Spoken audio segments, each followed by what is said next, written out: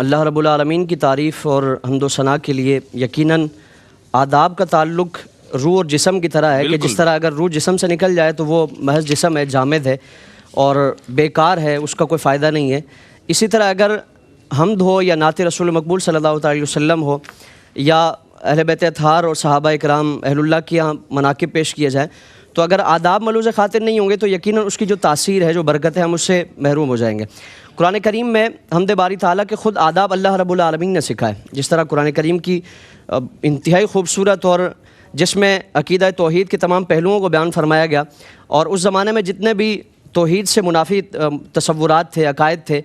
اس کا اس سورہ مبارکہ میں رد فرمایا گیا۔ سورہ اخلاص میں اللہ رب العالمین نے اپنے حبیب صلی اللہ علیہ وسلم کو باقاعدہ جو حمد کے آداب ہے وہ سکھائے، یعنی اللہ رب العالمین کی جب تعریف و توصیف کی جائے، اللہ کی حمد و ثنا بیان کی جائے، تو اس کے شایان شان طریقے سے اس کے لیے وہ اس کے کمالات بیان کیے جائیں، اس کی طاقتیں، اس کے دائرہ اختیار میں جو چیزیں ہیں، اور جو اللہ رب العالمین کے مقام سے منافی جو چیزیں ہیں، جس طرح اس زمانے میں اللہ سے متعلق اولاد کا ایک تصور تھا کہ کفار کی طرف سے فرشتوں کو اللہ کی بیٹیاں کہا جاتا تھا، یہ یہود و نصارہ وہ اللہ رب العالمین کی تعریف و توصیف کرتے تھے، حمد و ثنا وہ بھی بیان کرتے، لیکن اس میں پھر ایسی چیزوں کو شامل کیا جاتا ہے جو اللہ کی شان کے منافی ہے۔ جس طرح یہود و نصارہ کی طرف سے اللہ رب العالمین کے لیے اولاد کا ایک تصور پیش کیا جاتا، تو قرآن کریم کی اس سورہ مبارکہ میں جہاں عقیدہ توحید کو خالصتاً بیان فرمایا گیا،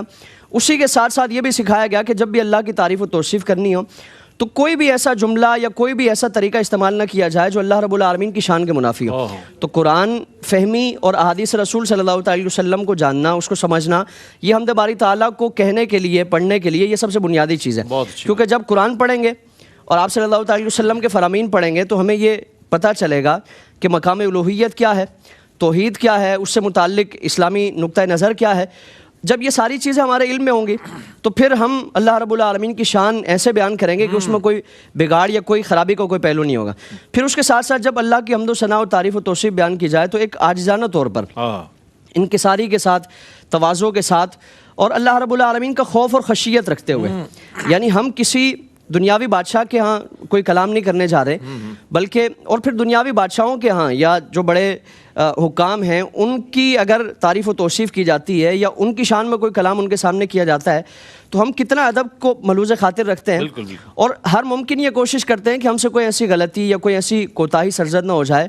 جو ان کے ہم زیر عتاب ہو جائے۔ تو اب ہم اللہ کی بارگاہ میں دیکھیں کہ جب اللہ رب العالمین کی بارگاہ میں اس کی حمد و ثنا، تعریف و توصیف بیان کی جا رہی ہے تو نہ صرف الفاظ کو چناؤ مناسب ہو، مؤدب ہو، مہذب ہو، بلکہ اس کے ساتھ ساتھ ہمارا لہجہ، ہمارا انداز، ہماری عادات و اطوار، ظاہری طور پر ہمارا جو حلیہ ہے، جو کیفیت ہے، وہ بھی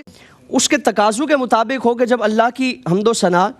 اس کیفیت میں ادا کی جائے کہ ہمارا ظاہر بھی اللہ رب العالمین کے احکامات میں ڈھلا ہوا ہے اور ہمارا کوئی بھی ایسا عمل نہیں ہے جو اللہ رب العالمین کے احکامات کے منافی ہے، تو یقیناً اس کی تاثیر بھی ہمیں حاصل ہوگی۔ تو اس لیے محافل میں اس چیز کو پیش نظر رکھا جائے کہ انتہائی عاجزی کے ساتھ، انکساری کے ساتھ اور تواضع کے ساتھ، خشوع و خضوع کے ساتھ، اللہ کا خوف رکھتے ہوئے، اور یہ تصور کیا جائے کہ اس احکم الحاکمین کی بارگاہ میں کچھ کہنے کی جسارت کر رہا ہوں جو اگر عتاب کرنے پہ آئے تو معمولی سی چیز بھی اس کی بارگاہ میں عتاب کا ایک باعث بن سکتی ہے۔ تو بڑا ایک نازک معاملہ ہے، ادب والا معاملہ ہے، حساس معاملہ ہے، اس کی حساسیت کو پیش نظر رکھیں گے تو اللہ تعالیٰ تاثیر بھی عطا فرمائے گا۔